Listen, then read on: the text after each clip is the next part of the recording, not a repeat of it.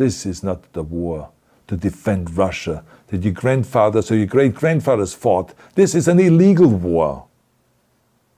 Your lives, your limbs, your futures are being sacrificed for a senseless war condemned by the entire world.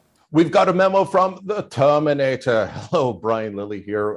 Once again, Arnold Schwarzenegger, the latest celebrity to come out with a video against Vladimir Putin's war on Ukraine. But will this one break through? Schwarzenegger recorded the video himself in an attempt to say to Russians, this is not your war, this is the Kremlin's war. Before we get to my colleagues, Lauren Gunter and Laurie Goldstein, let's hear a bit more of what Arnold, the Terminator Schwarzenegger, had to say. I know that the Russian people are not aware of such things are happening. So I urge the Russian people and the Russian soldiers in Ukraine to understand the propaganda and the disinformation that you're being told. I ask you to help me spread the truth. Let your fellow Russians know the human catastrophe that is happening in Ukraine. Okay, gents, we've heard from the Terminator. You've seen the video. He's someone that does carry weight around the world still. You know, when we talk about celebrities, sometimes we over-exaggerate their heft, their influence. Do you think this is a guy people might listen to and say, you know what, we are being lied to by the Kremlin? Yeah, absolutely, I do. And you know, it's come out that Schwarzenegger is one of the few people that Putin follows on social media. So this has got to be a real slam. Like, you know, I think part of the problem here has always been that Putin is delusional about the number of Nazis in Ukraine, about how much of a threat NATO is to Soviet or Russian security if they move and allow Ukraine as a member. So yeah, I think this does have an impact, and it is a very professional. I mean, they talk about Arnie did this himself.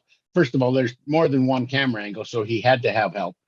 But he is so professional. Like, there are no hiccups. There's no stumbling over words. He reads his script as though it was just natural conversation. And I was really impressed by it. So yeah, I think it'll have an impact.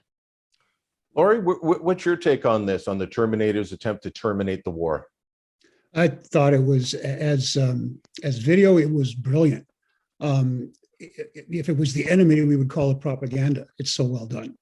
And what he does is that he appeals to the better nature of Russians. He starts out with a personal anecdote, his closeness to a famous Russian weightlifter, goes into his opposing his father in terms of what happened in the Second World War, where his father served with the Nazis and was, I guess, hurt at Leningrad, and said that talked about the suffering of the Russian people. So he has that credibility.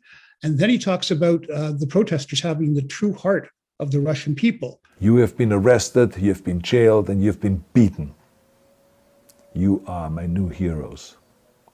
And appealing to them by saying, there are 11 million people in Russia who have relatives in Ukraine. So when you shoot, when your soldiers shoot, you're killing a brother, you're killing a sister. So every bullet you shoot a brother or a sister. Every bomb or every shell that falls is falling not on an enemy, but on a school or a hospital or a home.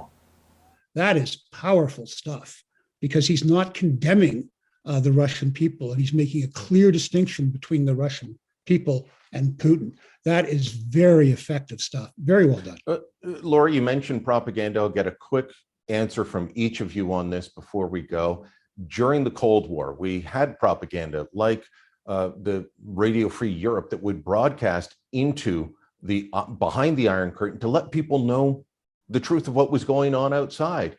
And it did have an impact. It did have a sway. Is this the modern day equivalent of that? Laurie, you first, then Lauren. Oh, look, absolutely. And remember, what's going on in Russia is astounding. In a totalitarian state, we have thousands of people being arrested, protesting the war. Soldiers who are captured in Ukraine are talking about Russian soldiers. We didn't want to do this. We were told different things. We were told we'd be welcomed with open arms. The Russian government has lied not only to the citizens, but to its soldiers. Some of the soldiers were told they were going to fight Nazis.